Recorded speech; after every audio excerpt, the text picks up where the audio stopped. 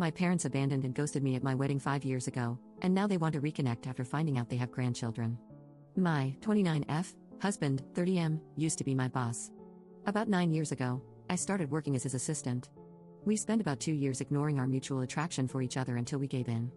We then went to HR, who reassigned me, and the whole thing was strictly above board from the time we began dating. I got pregnant about a year later, and my husband and I decided to get married. While we'd only really been dating for about 1 year, we knew each other completely, loved each other, lived together, and there was a baby on the way. We knew how it would look, but I had to leave the company anyway due to problems with my new boss, so we didn't anticipate this causing any issues, except with my parents. They, 62M and 57F, have always been overprotective, so I knew they wouldn't like me dating my boss, and I hadn't told them, but I had to tell them if I wanted them at my wedding. We decided to be mostly honest with them, about how it was strictly professional until it wasn't, how the second it got unprofessional we went to HR, how he had never taken advantage of me, but now we wanted to get married, and we wanted them there. We did not mention the baby because I felt that giving them that information in addition to the rest all at once would just break them. I was only about 4 months along when the wedding happened, so the bump was easily hidden by a flowy dress.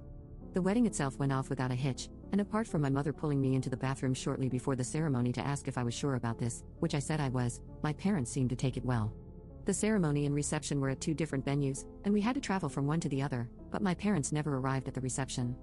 I called them and got ignored, and then my brother called them, and they told him that they were going home. I don't remember the exact reason they gave, but it amounted to them being tired and uncomfortable. I tried contacting them after the wedding but found that I was blocked on everything except email, which I used to send them a long letter essentially saying that I'm an adult who made an adult choice, and I hope they can respect that. 5 years later, I have not heard from my parents since my wedding.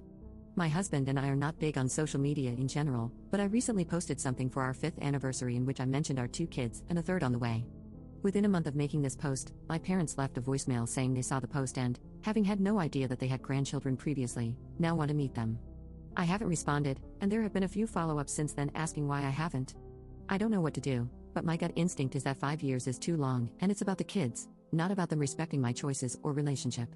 However, I can't help but feel that I'm being unfair, and my brother agrees because I told them in my email that if they could learn to respect my choice and my marriage eventually, then we could talk, and now I'm retroactively applying a time limit. Should I reach out to them? If I do, how should we go about rebuilding the relationship? Update 1. I asked to talk yesterday. We were on Zoom within an hour. It was my parents, me, and my husband. They asked to see the kids, and I said they could see them eventually, depending on them earning our trust. For context before I get into the next part, my husband is not white. I am though, as are my parents. I didn't think this was a race thing or that my parents were racist, and neither does my husband. We don't understand why they would want to meet our mixed-race children if they were racist.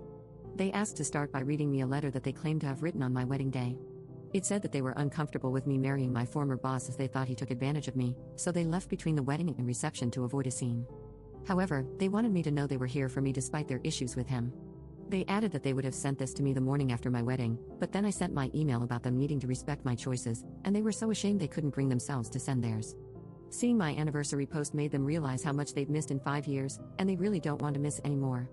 I had some questions, like what the big deal was with me marrying my former boss, and they said that it just wasn't what they had in mind for my wedding day and my future spouse.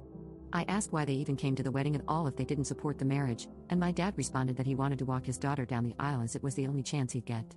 The way it was phrased implied that they had intentionally only come to the wedding so he could give me away, and always planned to leave halfway. Because he said my daughter and didn't talk to me directly, it was pretty clear he was thinking about my older sister, who passed away.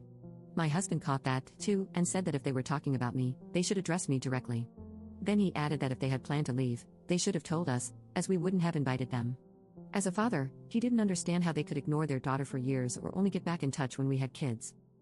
My dad snapped that he wasn't going to take this from an N-word. My mother immediately tried to run damage control, but I ended the call. They have since messaged me several times, trying to explain that calling my husband a racial slur wasn't indicative of a racist attitude and that he wouldn't have said that in front of the kids, so they should still get to meet them. I've spent 5 years wondering how they were so offended by me marrying my boss that had earned no contact for half a decade. Turns out they're just racist. It's almost nice to find out. If it was just the boss thing, I would have sympathy for them, and we might even be able to reconcile, but with this, it's now just a question of if I'm going to knowingly expose my mixed-race children to a couple of racists, which I am obviously not going to do.